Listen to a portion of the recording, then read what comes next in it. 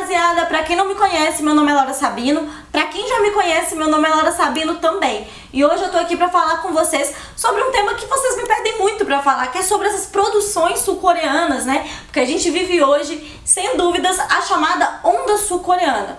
Grupos de K-pop movimentam bilhões de dólares, arrastam multidões de fãs e ganham as principais categorias das premiações mundiais. Como, por exemplo, o filme Parasita, que foi sucesso absoluto e rapou todos os prêmios possíveis, levando inclusive 4 Oscars para casa e fazendo história a ser o primeiro filme não estadunidense a levar para casa o Oscar de melhor filme. Outro exemplo é Round 6, que, para vocês terem uma ideia, o presidente executivo da Netflix chegou a afirmar que é muito provavelmente o maior produto já feito pela Netflix até hoje. Todas essas produções culturais fazem parte de uma forte campanha e projeto do governo sul-coreano em parceria com os Estados Unidos. No entanto, o que eles não contavam é que essas produções sul-coreanas também seriam os principais meios para denunciar a existência de uma Coreia do Sul que a mídia tenta esconder. No vídeo de hoje nós vamos falar sobre como essas produções têm mostrado tudo que a mídia ocidental não mostra. Seguinte, família, antes de começar esse vídeo eu não posso deixar de pedir para vocês se inscreverem no canal, curtirem e comentaram muito nesse vídeo. Ele vai ficar imenso e deu muito trabalho para fazer essa pesquisa. Lembrando que esse conteúdo aqui só existe graças às pessoas que contribuem com o canal por meio do Apoia-se, e eu não tenho palavras para agradecer a vocês. Vocês nem imaginam o trampo que dá para produzir conteúdo para o Instagram, para a Roxinha, para o TikTok e principalmente aqui para o YouTube. Enfim, agora sim, sem mais delongas, bora pro vídeo. A primeira coisa que nós precisamos entender é que todas essas produções coreanas, como eu falei, né, ali atrás, não chegaram ao mainstream por acaso ou só porque o governo sul-coreano incentiva e investe na cultura do país. Pra gente entender o que está por trás desse processo, a gente precisa voltar na história, mais precisamente no período da Guerra das Coreias. Nessa época, tanto a produção cultural sul-coreana quanto norte-coreana foram controladas e censuradas por seus respectivos governos. No caso da Coreia do Sul, que é o que nos interessa nesse vídeo, ritmos tipicamente coreanos, como por exemplo o gênero Trutz, foram proibidas, já que suas letras eram historicamente muito críticas e politizadas. Além disso, era incentivada cada vez mais a exportação da cultura estadunidense. Pra vocês terem ideia do nível, os únicos rocks permitidos eram produzidos nos Estados Unidos ou na Inglaterra. Os sul-coreanos eram proibidos de terem grupos de rock ou ouvirem rock sul-coreanos. Pra vocês terem ideia do nível que foi isso daí. Destaque aqui, né, para um exemplo que eu acho assim bem claro sobre isso, é o caso do músico Jin Jang-hyun, que na década de 70 foi preso e torturado por criticar a ditadura civil-militar sul-coreana. A política do governo para a cultura era basicamente fomentar o ideal de vida estadunidense, o famoso American Life, né? E quase todos os produtos culturais consumidos na Coreia do Sul eram produzidos nos Estados Unidos.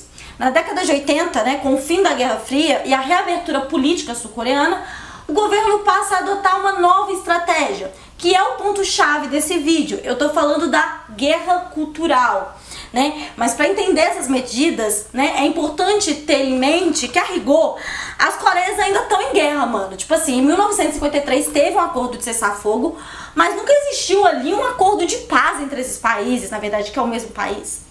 Enfim, vocês entenderam. Aí nesse momento que vocês perguntam, Laura, mas se os Estados Unidos têm todo o poderio bélico e político, por que não invadiram logo a Coreia do Norte e fizeram logo uma unificação?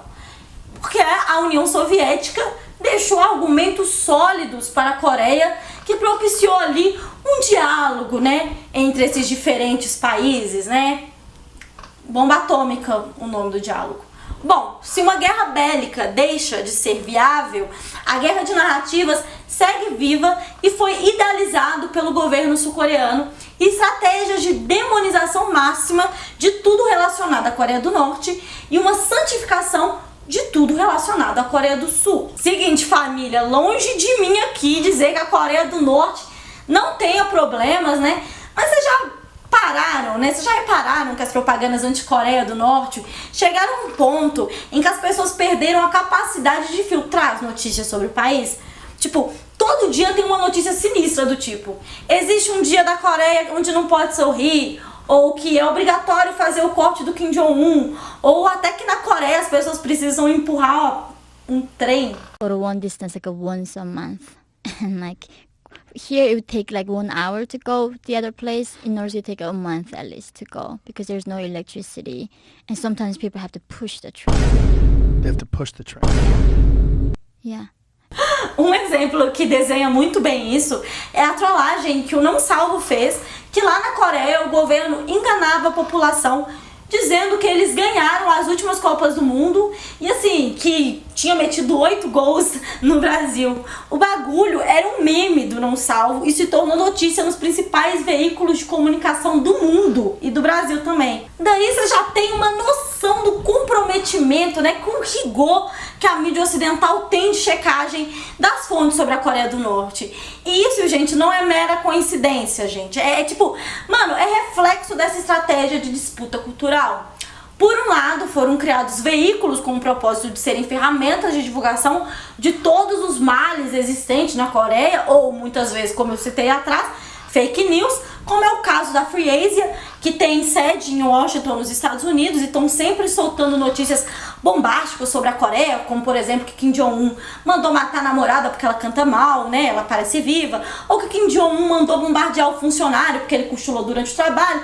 Obviamente depois ele também reapareceu vivo, enfim. Por outro lado, a mídia oculta todas as contradições e problemas existentes na Coreia do Sul. É tipo muito difícil conseguir achar reportagens e notícias sobre os problemas enfrentados nesse país, né?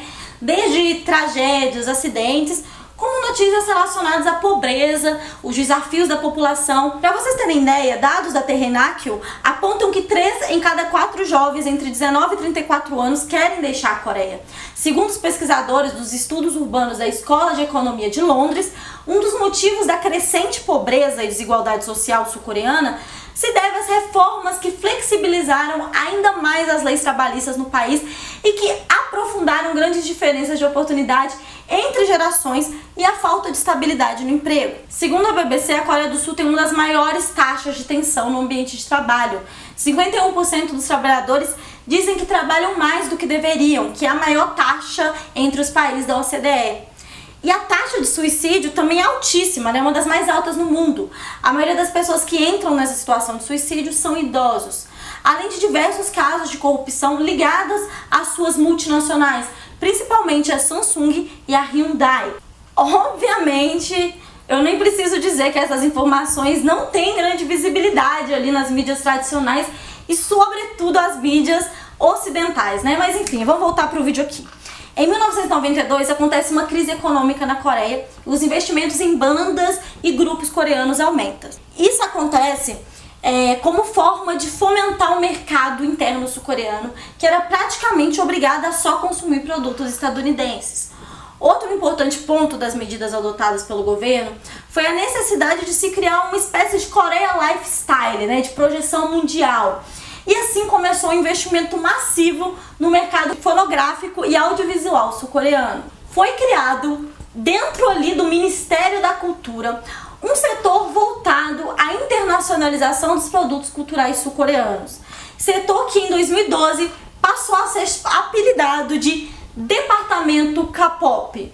O motivo? Esse aqui, ó. Oppan Gangnam Style. Acontece que foi logo na produção cultural que o grande público começou a ter acesso a uma Coreia bem diferente da dos noticiários. Em Um Parasita, nós somos apresentados a um subúrbio sul-coreano e acompanhamos de perto a trajetória dos Kim, que é uma família miserável que vive em uma casa cheia de infiltrações, mofo, que mais parece ser um porão, algo que de fato é comum na Coreia. Uma jornalista da Rolling Stones fez uma matéria sobre esses porões onde famílias sul-coreanas são obrigadas a viver. E ela descreveu da seguinte maneira, abre aspas, no verão, eles sofrem com umidade quase insuportável e precisa lutar contra o mofo que se reproduz rapidamente. O pequeno banheiro não tem pia e está a cerca de meio metro acima do nível do chão. O teto do cômodo é tão baixo que eles precisam ficar com as pernas abertas para que não bata sua cabeça no teto.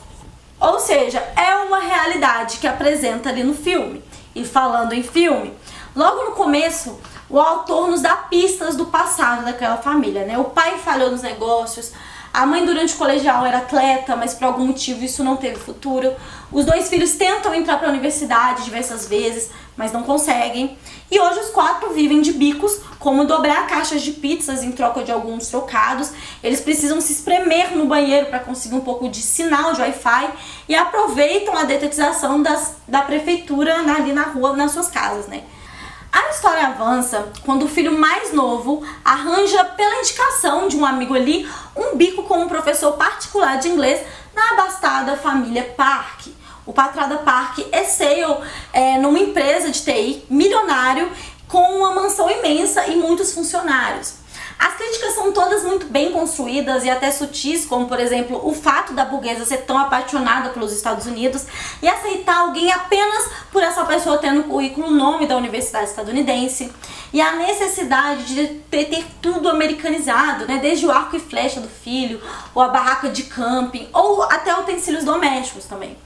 Também existem críticas mais diretas, como o contraste mostrado entre as famílias, né? Um perdendo tudo na enchente e a patroa dizendo que a chuva tinha sido um presente dos céus porque deixou tudo ali fresquinho, né?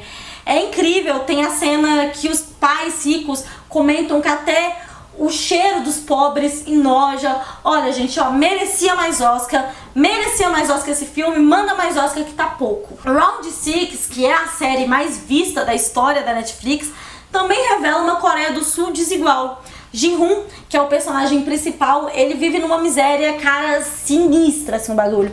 Ele tem que conseguir todo tipo de trocado, né? Ele, inclusive, ele rouba a própria mãe, né? Todos eles vivem numa utopia capitalista, como se alguma coisa pudesse acontecer a qualquer momento para tirar eles daquela penúria. Vencer na loteria, vencer uma corrida de cavalos. Ji-hoon e outras 400 pessoas nesse estado de miséria são selecionadas para participar de uma série de jogos infantis da Coreia, tendo como prêmio algo ali em torno de 200 milhões. Só tem um grande diferencial. Nesses jogos, os jogadores que falham são mortos e ao morrer, mais dinheiro se acumula no final. Cada morte ali deixa de significar a vida de alguém e passa a simbolizar mais dinheiro para o vencedor. E é interessante que na primeira parte todos acham um absurdo e decidem não continuar no jogo. O que é óbvio, né? Parece uma coisa macabra. No entanto, quando é mostrado o cotidiano dessas pessoas, fica claro que, cara, eles não têm nada a perder, mano. Tipo assim, mais do que isso, o sistema podia não estar matando diretamente os caras, como no jogo, mas matavam elas todos os dias de inanição ali, mano. Um bom exemplo é a mãe do protagonista, internada, né, com um grave problema de saúde, vivendo com dores porque não tinha dinheiro para pagar a cirurgia. Uma idosa doente que tinha que trabalhar mesmo assim, né? Uma grande crítica ao sistema de saúde coreano e também ao modelo sinistro de previdência que só nasceu em 1988. Além disso, a Coreia do Sul é uma sociedade extremamente individualista, onde as empresas tendem a demitir seus funcionários quando eles chegam ali na faixa de 50 anos, né? As consequências dessas políticas desumanas contra idosos são muito claras, né? Segundo o Banco Mundial, mais de 40% dos sul-coreanos com mais de 65 anos vivem em situação de pobreza. Uma coisa que Round 6 e Parasita têm em comum é que inicialmente você pensa que os protagonistas são espertalhões, né? São trapaceiros, mas depois fica muito nítido que os verdadeiros vilões são os burgueses, tal qual Monstros S.A. Em flashbacks, a gente entende como a situação do protagonista Ji-hoon chegou naquele estado ali. Ele e outros sindicalistas foram demitidos depois de uma greve em que reivindicaram melhores condições de emprego. Ele e seus colegas estavam fazendo barricadas no depósito da fábrica fictícia chamada Dragon Motors, até que um fura-greve, que foi pago pelos patrões, arrombam as portas da fábrica e espancam, cara, os trabalhadoras, batendo, tipo assim, em um até a morte. E essa cena traumatizou Ji-hoon pra sempre, e ele não conseguia se levantar novamente. Inclusive, é por esse motivo que ele não estava presente no nascimento da própria filha. Na vida real, a Coreia do Sul tem um histórico de repressão contra grevistas, assim, de uma maneira absurda, como, por exemplo, em 1976, os trabalhadores da fábrica têxtil Donghyul iniciaram uma luta por eleições sindicais justas e democráticas. A luta culminou em um ataque de antissindicalistas violentos, né, apoiados pela CIA, que despejaram excrementos humanos nos trabalhadores. Pra ficar claro, tacaram cocô, mano. Tacaram cocô nos trabalhadores, mano. Ao longo da série, nós descobrimos que quem assiste de camarote essas rodadas e financiam os jogos são uma classe de milionários que se divertem vendo os shows de horrores e a morte de pessoas pobres e endividadas como mero entretenimento. Tirando o final podre de Round 6, que é aquela ladainha individualista. Inclusive, eu acho que a segunda temporada vai seguir nessa linha individualista, liberal, vai talvez até transformar a Jin-Hoon um justiceiro ali. Mas a série é incrível, né, a primeira temporada. Destaque aqui pro arco envolvendo a norte-coreana, que foi pra Coreia do Sul em busca de uma vida melhor, né? Melhores condições de vida pra ela e pro seu irmãozinho. Todos os diálogos dela são riquíssimos, são incríveis. Inclusive, a última palavra dela na série foi: quero voltar pra casa. Eu achei interessante a escolha do roteiro. Isso me lembrou um documentário que está disponível aqui no YouTube, de desertores da Coreia do Norte, que vivem na Coreia do Sul, que fala um pouco sobre a ilusão em torno do mundo capitalista. Eu vou deixar o link aqui em cima para vocês. Agora vamos falar sobre o principal produto sul-coreano na disputa cultural. Vamos falar de K-pop. A construção de uma nova identidade musical feita na Coreia, que teria alcance global, começou também durante o processo de redemocratização da Coreia, como um elemento cultural fundamental para vender de maneira positiva a Coreia capitalista. O K-pop ele se encaixava como uma luva, porque ele não era um movimento historicamente crítico, nem fomentava ali a cultura popular coreana. Ao contrário, era a versão coreana do ideal de American Life, né? Tanto na questão de ritmo, sonoridade, dança e roupa dos artistas. O projeto deu certo. K-pop é hoje, sem dúvidas, o carro-chefe dessa onda coreana. E tem como tarefa ali ressignificar e internacionalizar a imagem da Coreia do Sul. Mas se a gente observar mais atentamente, o K-pop também diz mais sobre a Coreia do que a imprensa ocidental. Desde casos de meninas perdendo o cabelo porque não podem usar a cor natural, até casos extremos como suicídio. Foi o caso de Sully, a ex-integrante do grupo FX, que foi encontrada morta em sua casa em 2019 após o suicídio. Ela denunciava e falava abertamente sobre o quão desumanizadora era a indústria. Denunciava a misoginia presente na Coreia do Sul, onde, segundo dados levantados pelo Fundo Monetário Internacional, é o país com o índice mais alto de desigualdade salarial registrado no relatório. Infelizmente, Sully não foi a única K-popper a se suicidar. Foram 3 mortes em um período de menos de 7 meses. Kim Jong-il suicidou-se aos 27 anos e Seo Min-ho morreu em maio após uma parada cardíaca, possivelmente causada por overdose. Além de jornadas exaustivas, relações abusivas dentro das gravadoras e silenciamento, os idols também têm suas autonomias retiradas, já que nem sempre pode escolher a cor de cabelo, que roupa vestir, ou como se expressar no palco, ou onde cantar. Casos de artistas que entraram em burnout, que são afastadas por anorexia, exaustão e pânico e todo tipo de problema psicológico gerado pela pressão da indústria K-pop. No ensino médio, os jovens sul-coreanos têm uma jornada escolar de cerca de 12 horas diárias. Um tema que foi denunciado, inclusive, pelo grupo mais famoso da indústria K-pop, o BTS. No More Dream é uma música que denuncia o quanto essa pressão impacta na vida dos jovens. No é outra faixa que critica diretamente o sistema educacional sul-coreano, que transforma e trata crianças como máquinas. Eu vou ler aqui um trecho e eu vou pedir pra Lara ou pra Jordana colocar aqui na tela enquanto eu leio aqui pra vocês acompanharem a letra da música. Boa casa, bom carro, é isso que significa a felicidade? De sul para o céu, seríamos um país felizes? O sonho acabou, não há tempo para respirar. Escola, casa e PC, é tudo que temos. Viver uma mesma vida e temos que se tornar o número 1. Para nós, é como uma vida dupla, entre o sonho e a realidade. Quem nos faz máquinas de estudos? Você é o número 1 ou um fracasso? Também, do mesmo grupo, critica a desigualdade social, se liga nessa letra. No trabalho, meu único pagamento é a experiência. Na escola, são os professores. A violência dos superiores. Os jornais nos chamam de uma geração que desistiu. Mude as regras. Mude. Ah, pare de tagarelar sobre esforço. Ouvir isso me dá aflição. Ah, se esforce mais, se esforce mais. Nós nunca tivemos nenhuma chance de qualquer forma. Eu tenho pernas de Baépsia, você tem pernas de cegonha. Dizem que suas pernas valem milhões. As minhas são curtas. Como você espera que eu te alcance?